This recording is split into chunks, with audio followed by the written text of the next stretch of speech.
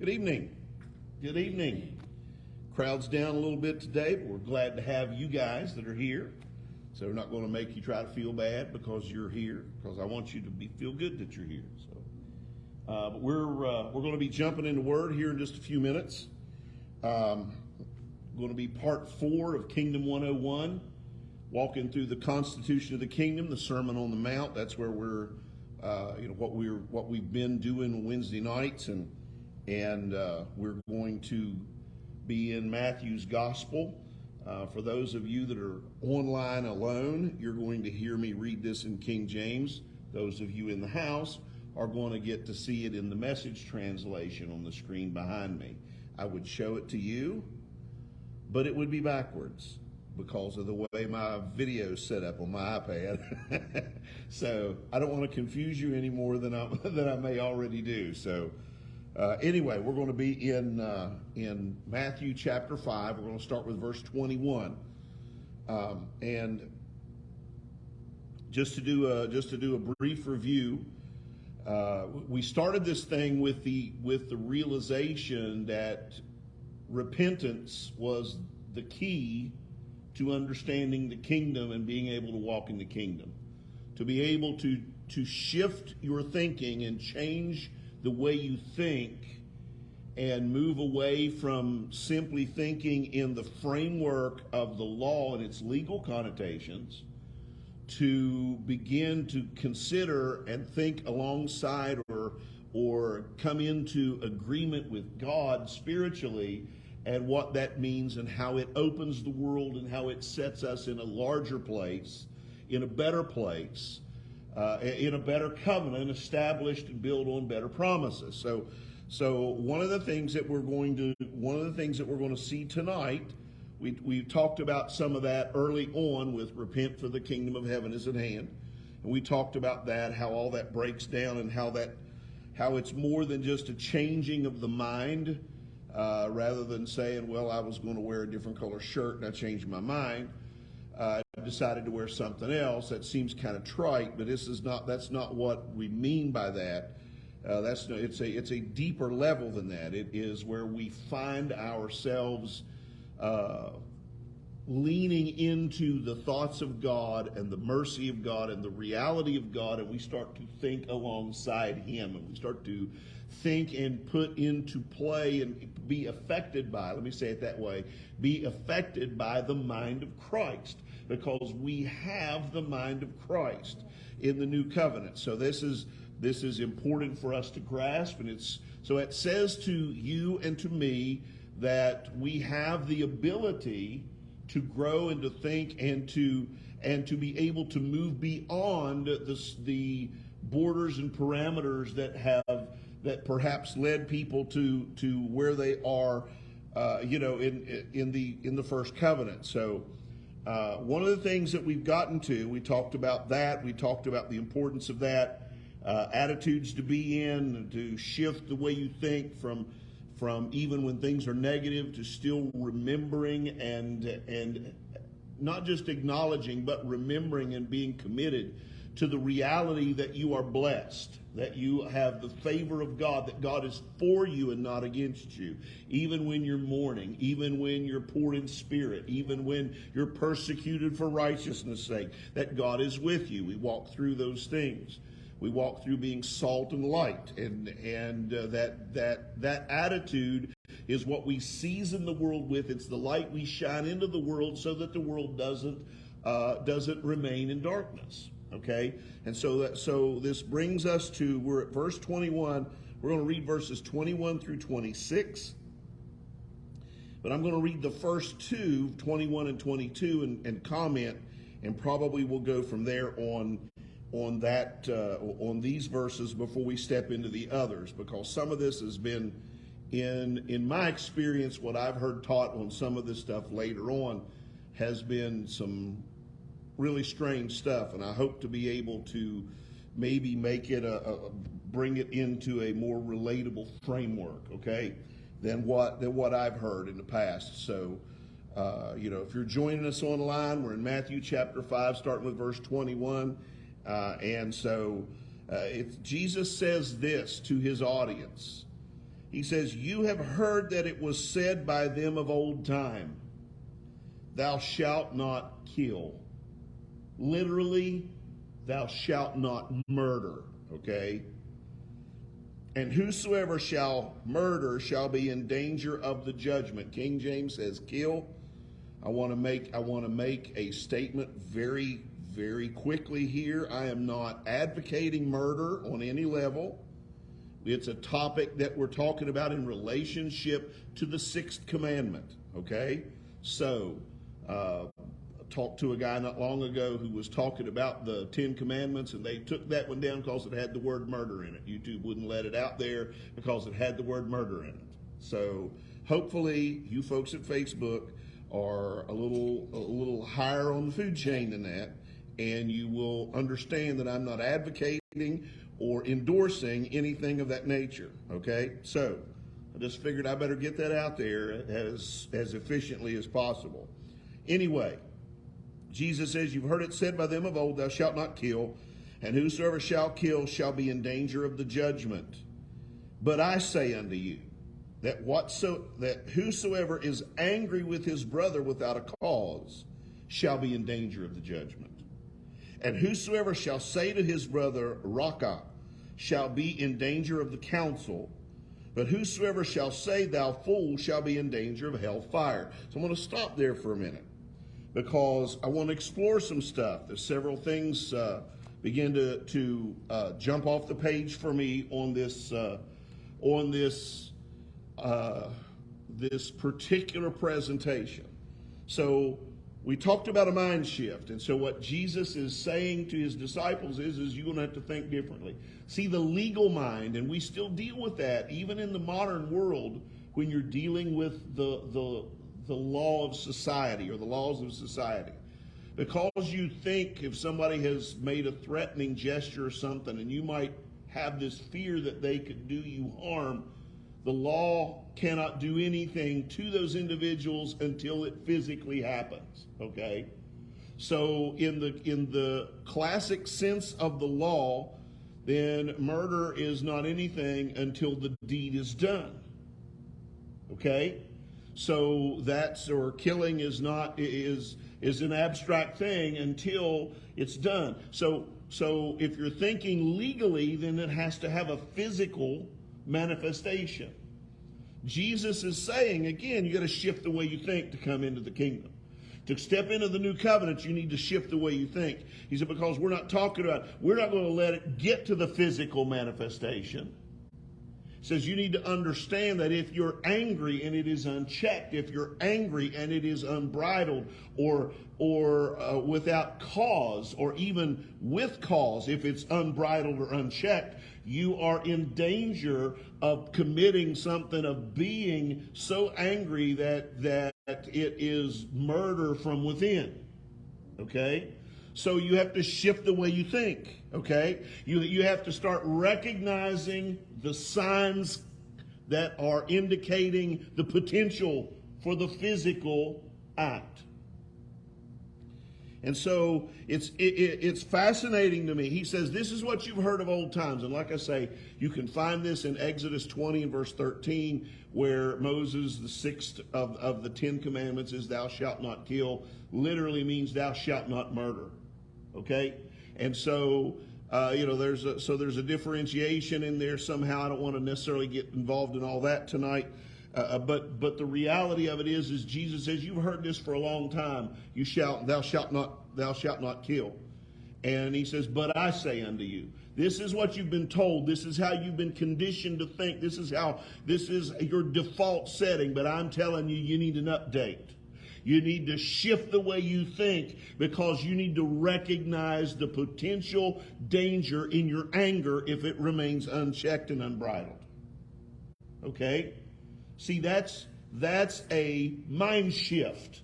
Okay? That's part of one of the best illustrations that I can think of for what we've been saying from the outset of this particular thing. So, he reaches back to, you've heard it said by them of old. And so think about this for a minute.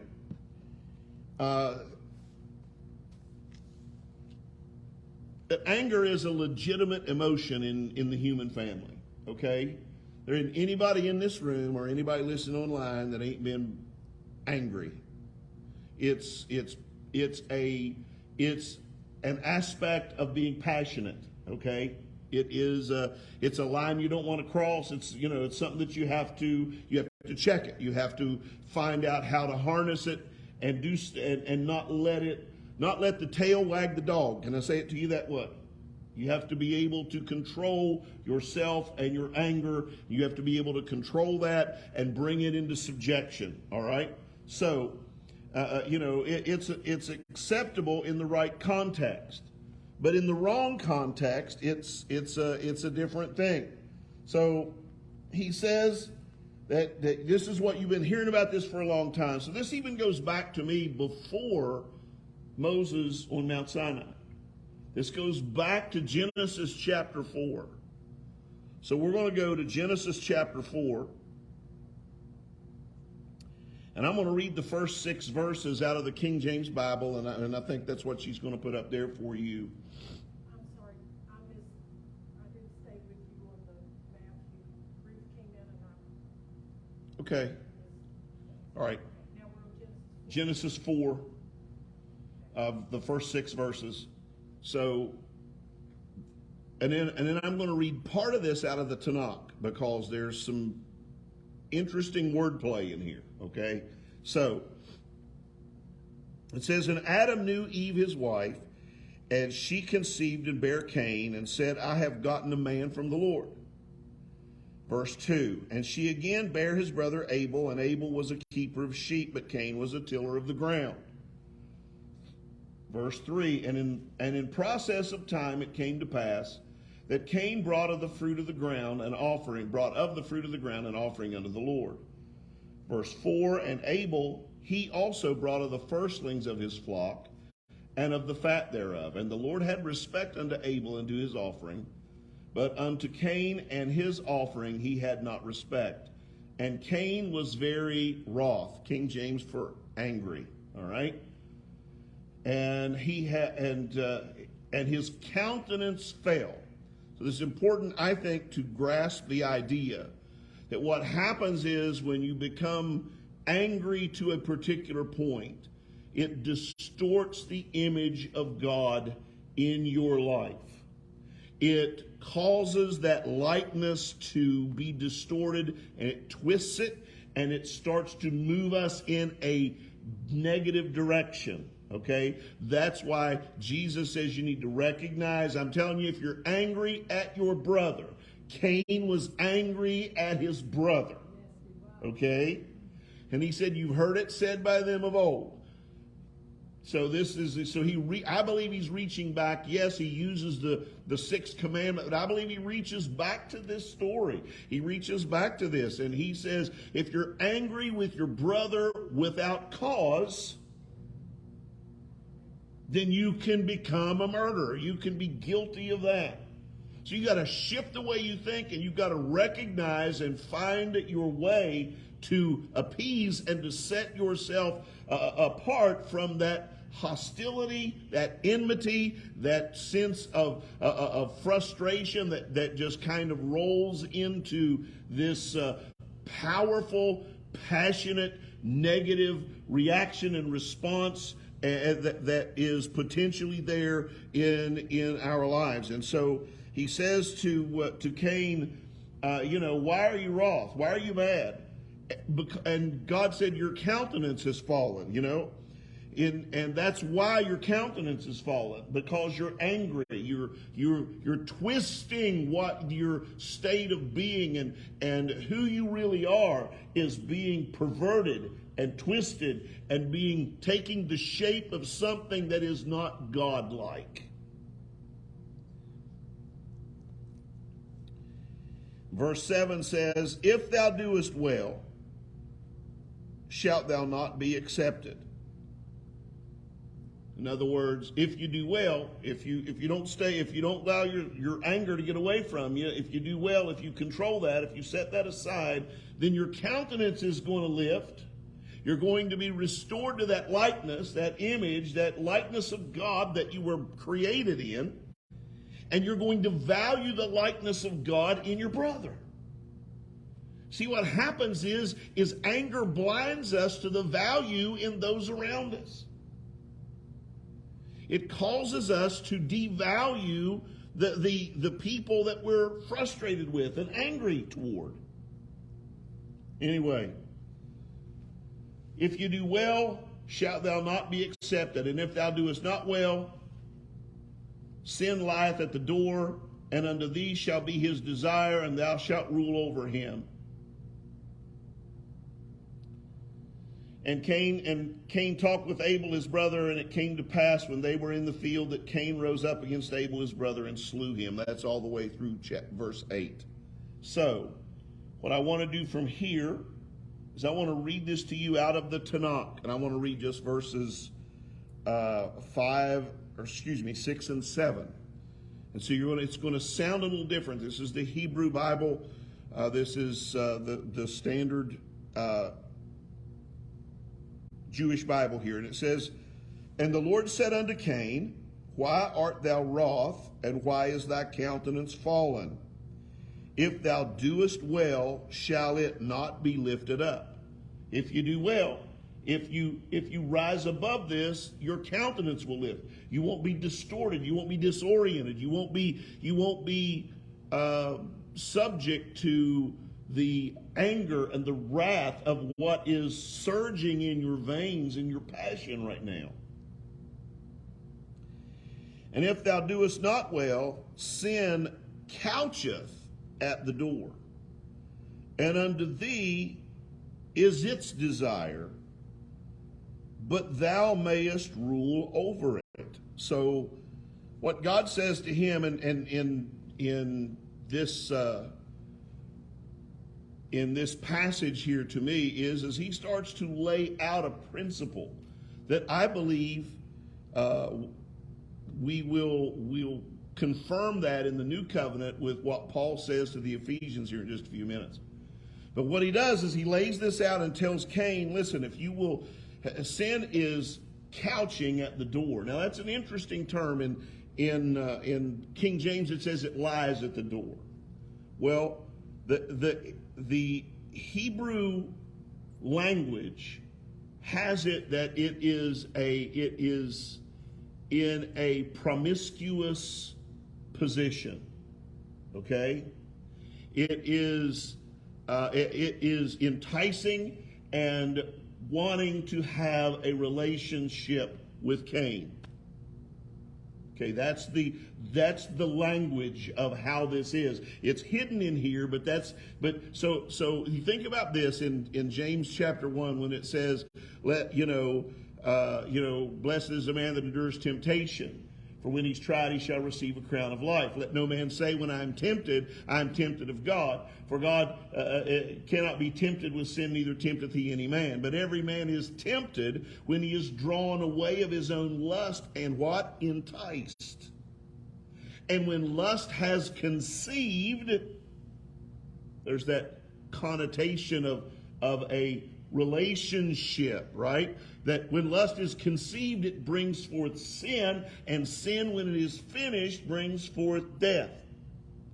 So there's this dynamic here where God's saying to him, listen, you're angry, it's distorting you, and you need to recognize that sin is at the door, ready to exploit your anger, ready to tempt you, ready to have a relationship with that anger in your life and be able to produce the kind of sin that doesn't go away. Okay? See, that's a very, we kind of read through that and we don't think of it in those terms, but sin is at the door, couching. In fact, that word couch means to be recumbent on all fours. And if the image I have is if any of you have ever owned a cat or been around a cat that's in season, if you see how they behave, they're crouched down on all fours and they're trying to find a way to satisfy their desire. And he said that desire is toward you. It's trying to captivate you. It wants to lure you into an act that will produce sin, produce death in your life. And we know that Cain did not heed the warning of God. We know that. And so, because we know how this ended, but God was telling him up front is, listen, it's almost a sexual type of relationship that sin is trying to bring you into, trying to entice you or seduce you into. It's seductive in its nature. And so think about this for a minute. I was thinking about some of this today, and I thought, Joseph in the house of Potiphar, right? He's over the house of Potiphar. That means he has charge of everything. And I'm going to say this. I believe the only thing Potiphar told Joseph he couldn't have was his wife. And what's the wife do? She presents herself saying, lay with me, lie with me, come, do this thing. And Joseph says, I can't do this. So what I want to do is I want to show you another example, okay? Cain's the example of how not to respond to that seduction or that enticement. Cain's the oldest example of what it means to give into that and fall into that and put you in such a spiral that you can't hardly recover your life. It causes you to wander, causes you to be a vagabond and a wanderer. It defeats it. What it does is it distorts you to the point that you've lost your sense of purpose and your sense of direction for your life. That's what happened to Cain. But Joseph held on to himself, right? Joseph, what God told Cain was, you can rule over it. You can rule over it, or it can rule over you. The choice is yours. Jesus, when he's saying this, he's saying you got to start thinking differently. Because if you think, well, I can fool around, I'm going to say it that way. I can fool around with this anger thing, and it won't hurt me. But sooner or later, you're going to fool around too much, and there's going to be something show up. Right? And so, what Joseph did was he was willing to run. What was it Paul said when he was writing, I believe, to the Corinthians? He said to flee fornication. Now, that's good advice literally. Okay, that's good advice literally for young and old alike. But the reality of it is that in the context of what we're talking about here, it's the answer to what you need to do. And so, anger is this thing Jesus says, if you don't check it, if you don't recognize it, if you don't see it and know it for the potential death and destruction that it is, then it's going to bring you into judgment and it's going to bring you ultimately into hellfire. And I don't think that always means sends you to the eternal abyss, okay? Because I'm telling you, you can get into some pretty serious suffering, along the way here. And I'm not trying to do away with the standard idea of hell. I believe in that. So I'm not trying to, but some of that stuff, I believe heaven, we can experience heaven here. I believe if that's true, then the opposite of that's true as well. Okay. That doesn't mean that's the end of it. That's the problem with some of that. People want to make it the end of it, and I don't know about that. But anyway, so I probably need to get back on track here. But the reality of it is that unbridled anger is destructive to others, and it destroys relationships, and it moves us into dangerous ground. It puts us. It makes our life precarious, and it may not. God can forgive anything. I get that. I know that, and I don't want to leave you with the idea that God can't forgive anything. But what I want you to understand is that if you can avoid that might be in your best interest. You might be able to get yourself in alignment a whole lot sooner with a whole lot less suffering and a whole lot less problems and a whole lot less worry and a whole lot less pressure. but you're going to shift the way you think. Realize that this is not about just, well, I'm not guilty. I didn't actually hurt the guy. But man, the thoughts you had from the anger, right?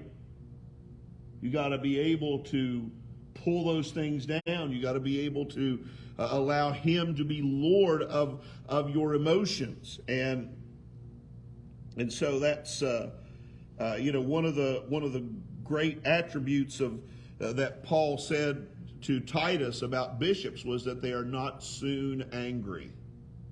In Titus 1:7, that's a phrase out of that verse, not soon angry. In other words, they don't just flare up immediately over everything. So this means that somebody's learned some moderation, learned how to be temperate, learned how to learn some self-control along the way.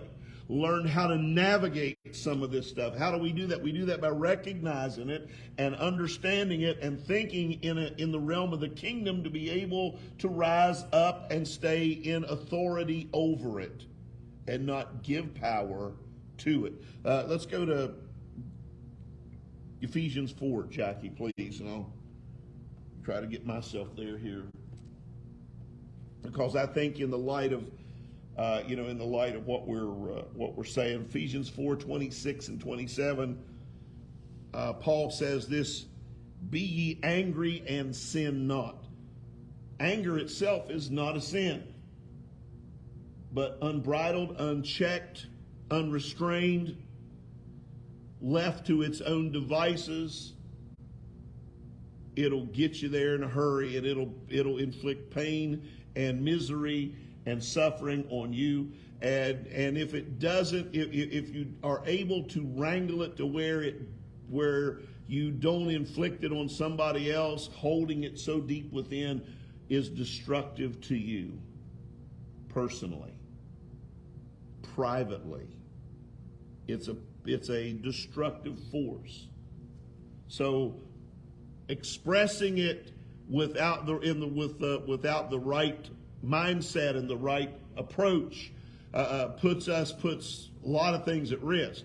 Leaving it inside unchecked and unrestrained simply creates health issues and other things for the person who's harboring such resentment and guilt and bitterness. Because that's what anger does. Unrestrained and kept internalized anger only leads you to bitterness and resentment and frustration, and where you have this caustic, toxic personality that is not hardly fit to be around. So, there's some of this stuff that you may not kill somebody else, but you're killing yourself, which is not a good option either. Okay, it's not the thing to do. And maybe this is a little bit more basic than what you might think. But I believe this document, this Constitution, is dealing with basics. So you think about the people that he's writing to, they are people who, if you don't do the deed, you're not guilty of it. Now he's saying, you're in a whole different covenant. You're in a kingdom. Now you need to shift the way you think. Because if you're just mad and not just angry and wroth to where your countenance falls, to where the image and likeness of God and the value of that in your life is compromised or distorted or twisted, or however you want to say that, and then you are able to kind of scratch out or mar that image in someone else, then it's easy to get there. One of the great strategies psychologists use for people who are in hostage situations by people who are psychopaths is you need to try to let them see you as a person. You need to talk about your kids and talk, you need to let them try to convey your humanity to them, because they're not looking at you with any kind of human value.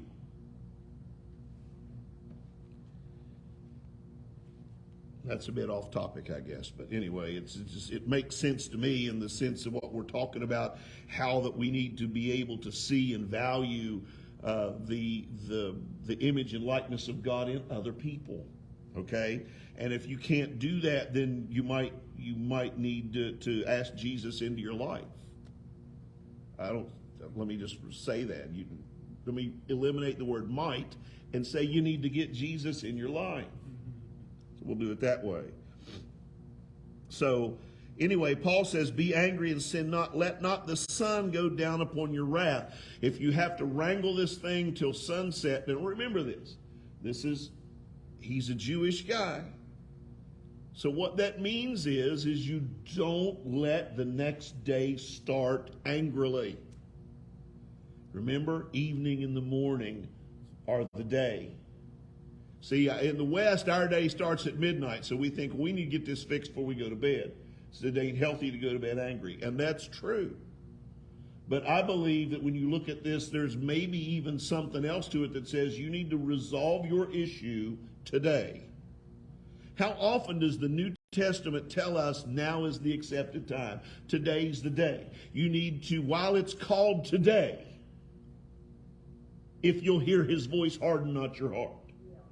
So the reality of this is that we have a charge from the Savior, from the King of his kingdom, that says, don't let the sun go down on this. Don't end your day and start the next day as poorly as this day has finished for you.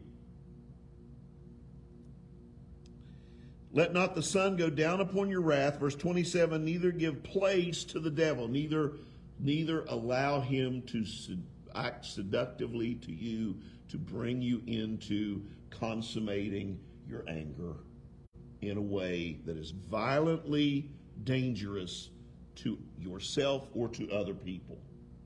That's what Jesus is talking about.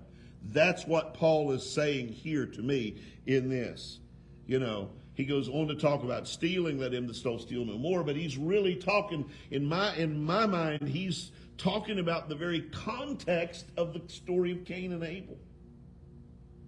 Cain could not put his anger away, refused to put his frustration and his anger away.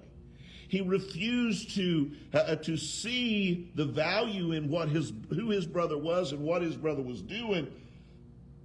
And he did not adjust himself to do likewise or to find his way forward in a better way. He just sought to eliminate what made him look bad or what made him feel less than. By the way, that's about the first human story in the book. And it doesn't start off well. So it's no mystery to me that Jesus starts off with, you've heard it said by them of old, thou shalt not murder.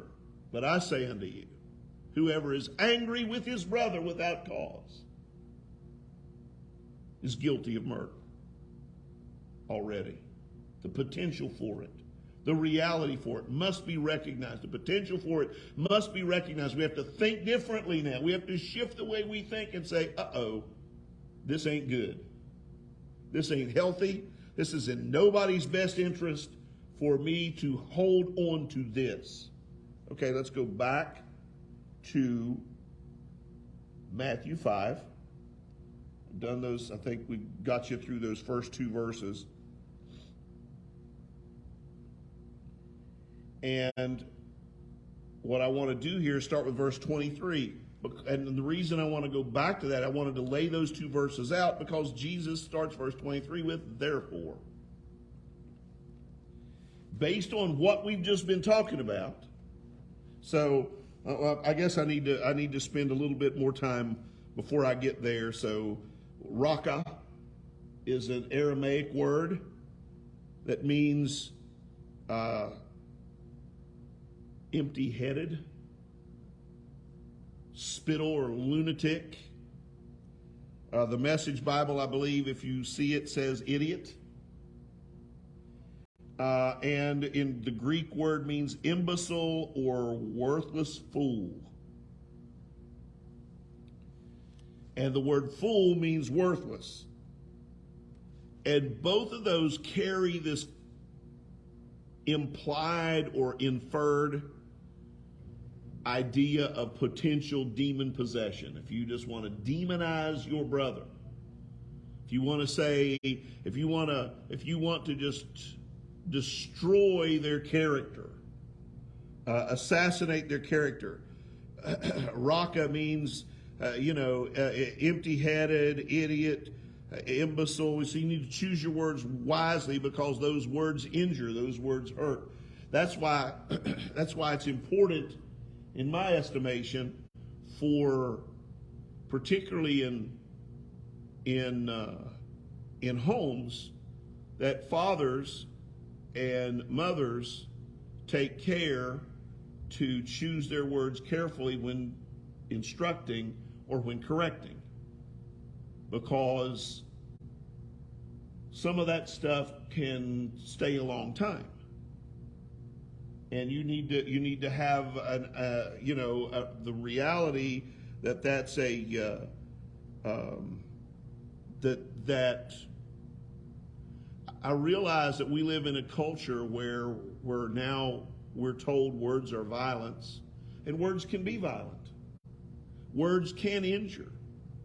Words do hurt. We grew up with this little nursery rhyme when we were growing up about sticks and stones. Break your bones, but names will never hurt me. And we basically, our parents and our culture of the day gave us a shield for that kind of stuff. Now, that doesn't mean that it didn't still sting and it didn't still hurt, but it meant that it gave you something to stand behind that said, what you have to say about me, particularly if it's somebody from outside, but when you're with people you trust, you don't have that shield up. And so when they talk down to you and they speak so powerfully negative into your life and into your mindset, then that has connotations that linger, that shape, that distort reality for us. And so it's a very interesting thing. And so when Jesus uses the word hellfire, the Greek word for hell is Gehenna, and of course we know it's the landfill. We would call it a landfill nowadays. It's a rubbish heap or a garbage heap. It's the valley where they took their garbage and their waste, their refuse, and they burned it outside of Jerusalem. That being said, what we don't always realize is that if you would to go back into 2 Chronicles 33, you would find that it's the place where, before Israel conquered Jerusalem, it's the place where the people who served the god Molech sacrificed their children and burned them with fire. Okay?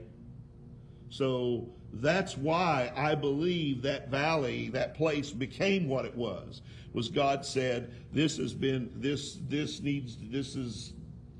trash.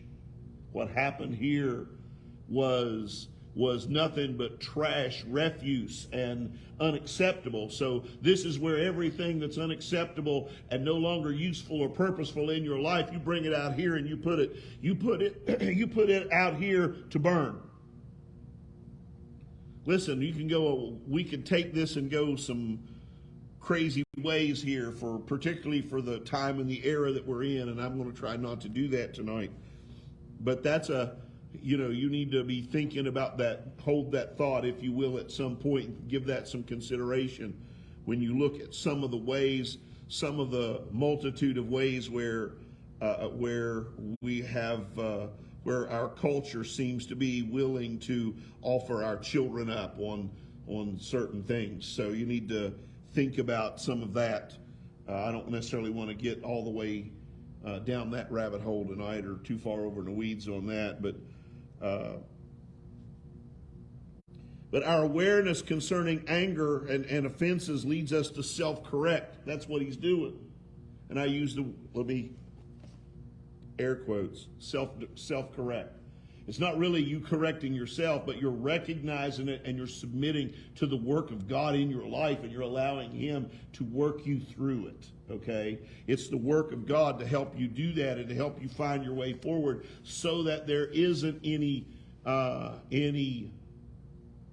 death working in you towards someone else or yourself. All right? So, it means we take responsibility for our attitude and our actions.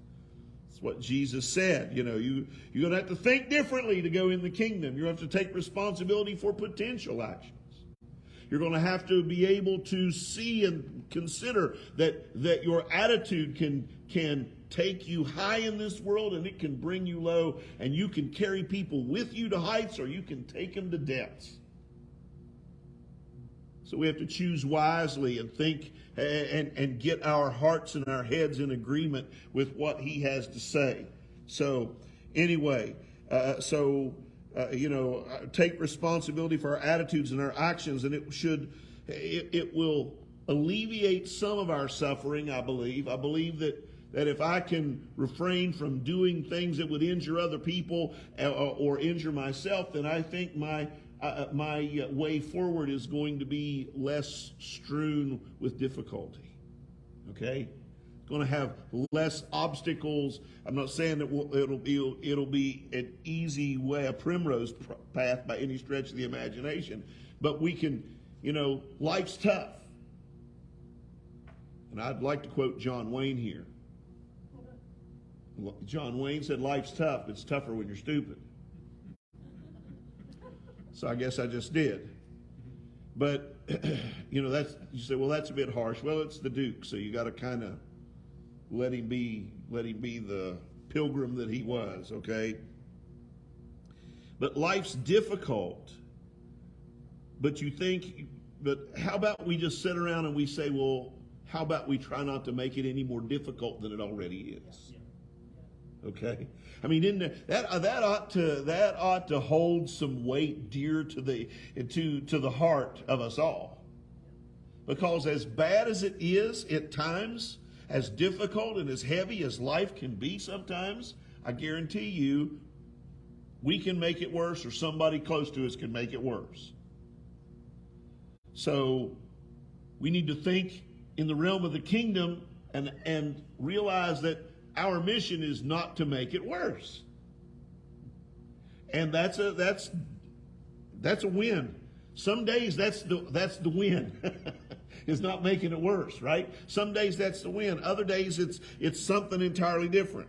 But it helps diminish our level of suffering and the consequences, and creates opportunity to restore right relationship with people and to maintain our own integrity in the way we live. So yeah, that's a powerful thing. Okay, now I'm really ready for the therefore. Verse 23. Therefore, if thou bring thy gift to the altar, and there rememberest that thy brother hath aught against thee, leave there, 24, leave there thy gift before the altar, and go thy way, and first be reconciled to thy brother, and then come to and offer thy gift. So he says, in the name of this, don't be angry with your brother without cause. He says, so be proactive. If you're wanting to serve God and you're wanting to do the things that please God, when you come to do that, and if it strikes you that there is the possibility that you have offended, or you have wounded, or you have somehow injured or slighted someone, then he says, if you really want to serve God and you really want that relationship to be optimal, then what you do is you go and you try to correct that. You try to some degree, I guess it's a bit strong, but atone or at least apologize and try to restore, work toward restoration. That's an important thing. We are ministers of reconciliation, right? This is one of those ways that works. Now, what do you do if they won't listen to you? Well, then if you've tried, then you go and you offer your gift and you do the best you can and move forward and pray that they will at some point receive your contrition and your apology and your sincerity, and they will realize that it was genuine and it wasn't a pretense on any level. So so that brings us, then you're free to come and offer your gift. You're free then to pursue your relationship with God. Now listen, that's part of the Jewish, that translates beyond ancient Judaism and going to the temple to make an offering. It translates even in our approach to God in the modern church, in the modern world. While we may not be going to an altar to sacrifice something in that sense, but if we're endeavoring to move up, if we're endeavoring to continue our ascension, if you will, get closer to God, then and we realize that this is a problem for somebody, or something you've done is an issue, then you do what you can to rectify that and to amend that. And so it's an important element of humility and Christ-likeness, okay? So anyway, verse 25 says, and I've heard this preached about 3 different ways, none of which ever made sense to me, okay? Agree with thine adversary quickly whilst thou art in the way with him, lest at any time thine adversary, the adversary deliver thee to the judge, and the judge deliver thee to the officer, and thou be cast into prison. I want to stop there for a minute. Because I've heard people say, listen, this is the Holy Spirit. You need to agree with him when you're in the way. I looked at this in the context of what this is, and I'm thinking, I'm not sure you guys are reading the same book I'm reading. So the Message Bible has it up there. I can't look at it over my shoulder here. I guess I can. When you're out on the street and you see somebody that you have a problem with, or someone who has a problem with you, an adversary, someone. Listen, he's dealing with people that's in a system of legal thinking that says, if I have a problem with this guy, I'm going to go to the Sanhedrin, I'm going to go to the council, I'm going to take him to the court, I'm going to take him to the magistrate, and I'm going to get legal satisfaction. So what he says is, if you happen to be out on your journey and you see someone who is adversarial, or that you're not necessarily walking in agreement, that has a legitimate grievance against you, he said, then you go and try to diffuse that. You go and you try to rectify and reconcile that before he hauls you into the magistrate, before he takes you before the council, before he gets a jury or a judge of some sort to haul you in, to make you pay what you should have just done to start with. If you can find a way to settle it out of court, that's the thing to do. I don't believe he's talking about grieving the Holy Ghost here. I think he's talking very clearly about making sure that these schisms get healed, these things that promote anger and ultimately break down society and will break down the relationships between people and will dehumanize us and put us in this mix of being less than who he says we are.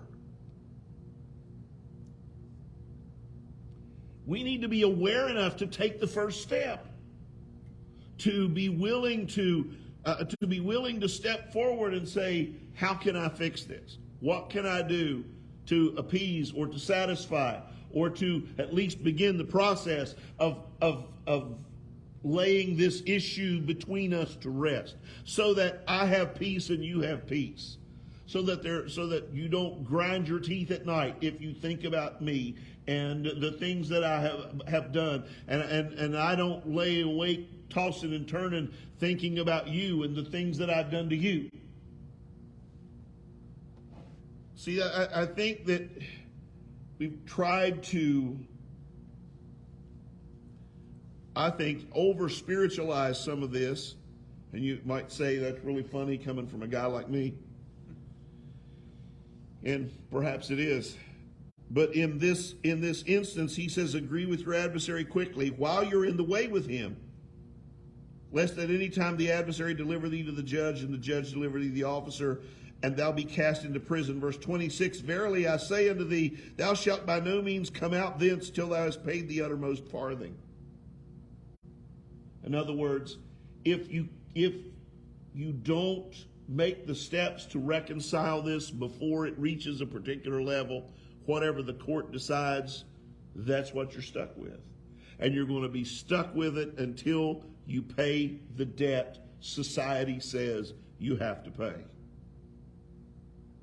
So this whole approach starts off with the sixth commandment and the story, I believe, of Cain and Abel, and says, look, if you don't check your anger, if you don't realize where anger takes you, then you've got this whole mess of stuff that's going to infiltrate and dominate your life.